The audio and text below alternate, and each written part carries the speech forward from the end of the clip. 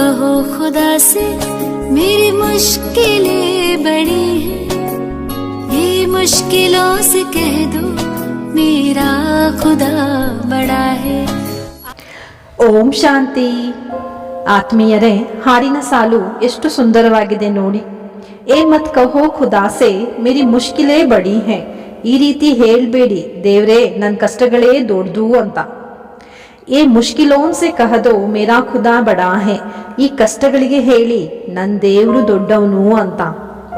ಬರುವ ಕಷ್ಟಗಳಿಗೆ ಧೈರ್ಯವಾಗಿ ನನ್ನ ಜೊತೆಗೆ ದೇವರಿದ್ದಾರೆ ಅನ್ಬೇಕಂದ್ರೆ ಆ ದೇವರ ಪರಿಚಯ ಬೇಕಲ್ವಾ ಸ್ನೇಹಿತರೆ? ಬನ್ನಿ, ಇಂದು ಪರಮಾತ್ಮ ಯಾರು, ಅವರ ಹೆಸರು, ಸ್ವರೂಪ, ಗುಣ, ಕರ್ತವ್ಯ ಮತ್ತು ಅವರು ಎಲ್ಲಿರ್ತಾರೆ ಎಂಬುದರ ಬಗ್ಗೆ ತಿಳಿಯೋಣ.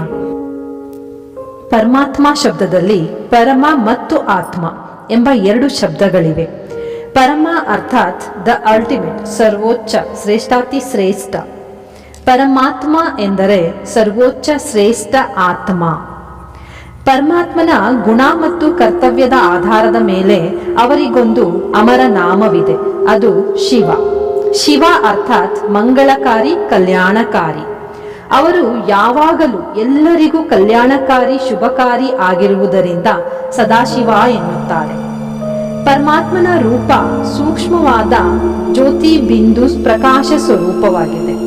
ಅವರಿಗೆ ಸ್ಥೂಲ ಅಂದರೆ ರಕ್ತ ಮಾಂಸದಿಂದ ಮಾಡಿದ ಶರೀರವೂ ಇಲ್ಲ, ಅಥವಾ ಸೂಕ್ಷ್ಮ ದೇವತಾ ಶರೀರವೂ ಇರುವುದಿಲ್ಲ. ಆದ್ದರಿಂದ ಪರಮಾತ್ಮನಿಗೆ ನಿರಾಕಾರ ಎಂದು ಕೂಡ ಕರೆಯುತ್ತಾರೆ. ಈ ನಿರಾಕಾರ ಶಬ್ದವನ್ನು ಕೆಲವರು ತಪ್ಪಾಗಿ ಅರ್ಥೈಸಿಕೊಂಡು ಪರಮಾತ್ಮನಿಗೆ ಯಾವುದೇ ಹೆಸರು, ರೂಪ, ಆಕಾರವಿಲ್ಲವೆಂದು ತಿಳಿಯುತ್ತಾರೆ. ಆತ್ಮೀಯರೇ, ತಾವೇ ವಿಚಾರ ಮಾಡಿ, ಯಾರು ಸೃಷ್ಟಿಯ ರಚಯಿತನಾಗಿದ್ದಾರೆ, ಯಾರು ಸೃಷ್ಟಿಯ ವಿಧಾತ ಆಗಿದ್ದಾರೆ, ಅವರದೇ ಹೆಸರು, ರೂಪ, ಆಕಾರವಿಲ್ಲವೆಂದರೆ ಇದನ್ನು ಒಪ್ಪಬಹುದೇ? ಭಾರತದಲ್ಲಿ ಜ್ಯೋತಿರ್ಲಿಂಗಂ ಶಿವನ ಮಂದಿರಗಳೇ ಹೆಚ್ಚು. ಅದಕ್ಕೆ ಸಾಕ್ಷಿಯಾಗಿ ಪ್ರಸಿದ್ಧ ದ್ವಾದಶ ಲಿಂಗಗಳಿವೆ. ಲಿಂಗವು ಜ್ಯೋತಿ ಸ್ವರೂಪಿಯಾದ ಪರಮಾತ್ಮನ ಸಂಕೇತವಾಗಿದೆ. ಲಿಂಗ ಎಂಬುದು ಸಂಸ್ಕೃತ ಪದ. ಇದರ ಅರ್ಥವಾಗಿದೆ ಸಂಕೇತ, ಸಿಂಬಲ್. ಹೇಗೆ ಗಣ್ಯ ವ್ಯಕ್ತಿಗಳ ಪ್ರತಿಮೆಗಳನ್ನು ವಾಸ್ತವಿಕ ಗಾತ್ರಕ್ಕಿಂತ ದೊಡ್ಡದಾಗಿ ಮಾಡಿರುತ್ತಾರೆ, ಹಾಗೆ ಶಿವಲಿಂಗವೂ ಸಹ ಪರಮಾತ್ಮನ ರೂಪವನ್ನು ವಿಕಾಸ ಮಾಡಿದ ಆಕೃತಿಯಾಗಿದೆ ಅಷ್ಟೆ. ಅದಲ್ಲದೆ ಉಪಾಸಕರು ಒಂದು ಸಣ್ಣ ಬಿಂದುವನ್ನು ಹೇಗೆ ಪೂಜಿಸೋದು, ಅದಕ್ಕಾಗಿ ಅವರವರ ಭಾವನೆಗೆ ಅನುಕೂಲಕ್ಕೆ ತಕ್ಕಂತೆ ದೊಡ್ಡ ಗಾತ್ರದ, ಚಿಕ್ಕ ಗಾತ್ರದ ಲಿಂಗವನ್ನು ಮಾಡಿ ಪೂಜಿಸುತ್ತಾರೆ. ಪರಮಾತ್ಮ ಗುಣಗಳ ಭಂಡಾರವಾಗಿದ್ದಾರೆ. ಅವರನ್ನು ದುಃಖ ದೂರ ಮಾಡಿ ಸುಖ ಕೊಡುವ ದುಃಖಹರ್ತ, ಸುಖಕರ್ತ, ಪತಿತ ಪಾವನ, ಬ್ರಹ್ಮ ವಿಷ್ಣು ಶಂಕರರ ರಚಯಿತ, ತ್ರಿಮೂರ್ತಿ, ತ್ರಿದೇವ, ತ್ರಿಗುಣಾತೀತ, ತ್ರಿಲೋಕಿನಾಥ, ತ್ರಿಕಾಲದರ್ಶಿ, ತ್ರಿನೇತ್ರಿ ಇತ್ಯಾದಿಯಾಗಿ ಕರೆಯುತ್ತಾರೆ.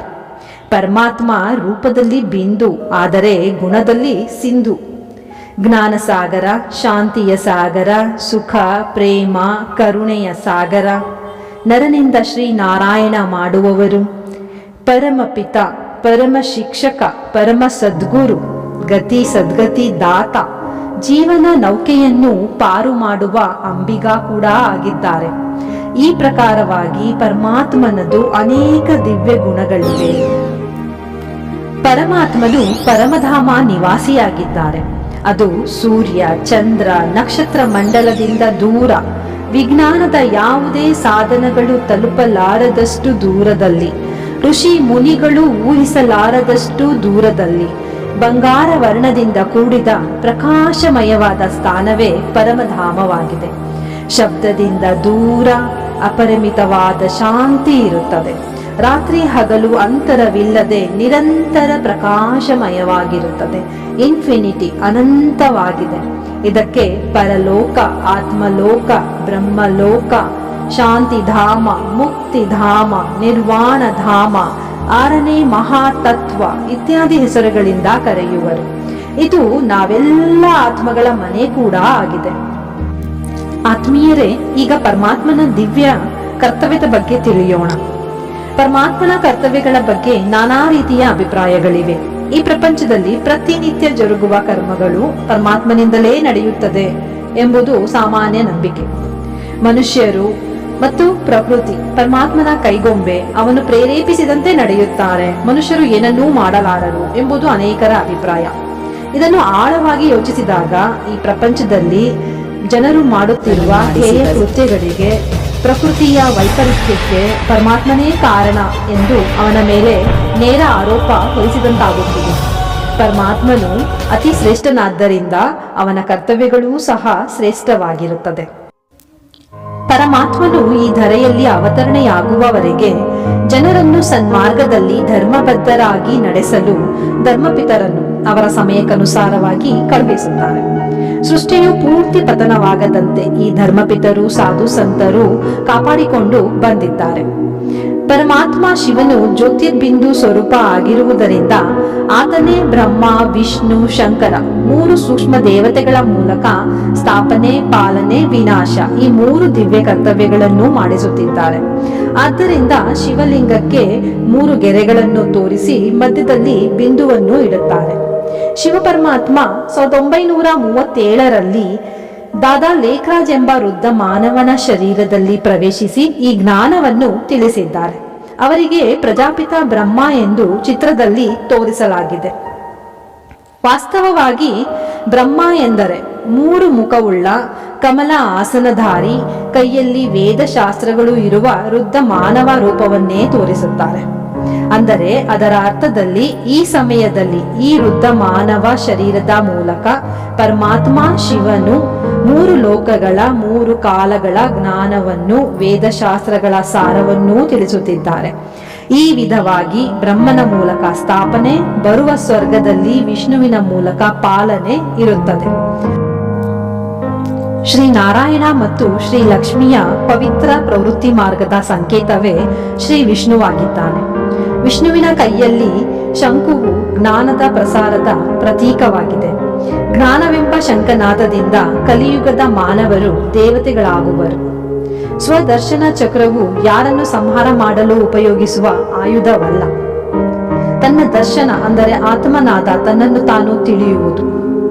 ಗದೆಯು ವಿಜಯದ ಪ್ರತೀಕವೇ ಹೊರತು ಹಿಂಸೆಯ ಸಾಮಗ್ರಿಯಲ್ಲ. ನಮ್ಮಲ್ಲಿರುವ ವಿಕಾರಗಳನ್ನು ಗೆಲ್ಲುವುದಕ್ಕೆ ಈ ಜ್ಞಾನದ ಗದೆ ಬಳಸಲಾಗುತ್ತದೆ. ಕಮಲವು ಪವಿತ್ರ ಜೀವನದ ಸೂಚಕವಾಗಿದೆ. ಶಂಕರನ 3ನೆಯ ನೇತ್ರವು ತೆಗೆದಾಗ ಪ್ರಪಂಚದ ವಿನಾಶವೂ ಆಗುತ್ತದೆ ಎಂದು ಹೇಳುತ್ತಾರೆ. ಸ್ವರ್ಗ ಬರಬೇಕು ಎಂದರೆ ನರಕವು ವಿನಾಶ ಆಗಲೇಬೇಕು.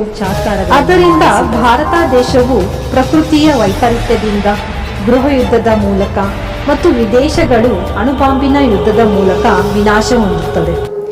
ಈ ರೀತಿ 3 ದೇವತೆಗಳ ಮೂಲಕ 3 ಕರ್ತವ್ಯಗಳನ್ನು ಮಾಡಿಸುವವರು ನಿರಾಕಾರ ಶಿವ ಪರಮಾತ್ಮ ಆಗಿರುವರು.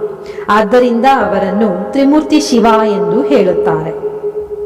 ಆತ್ಮೀಯರೇ, ಮುಂದಿನ ವಿಡಿಯೋದಲ್ಲಿ ಪರಮಾತ್ಮ ಹೇಗೆ ಎಲ್ಲರಿಗೂ ತಂದೆ, ಪರಮಾತ್ಮ ಸರ್ವವ್ಯಾಪಿಯೇ, ಈ ವಿಷಯಗಳ ಬಗ್ಗೆ ತಿಳಿಯೋಣ. ಓಂ ಶಾಂತಿ.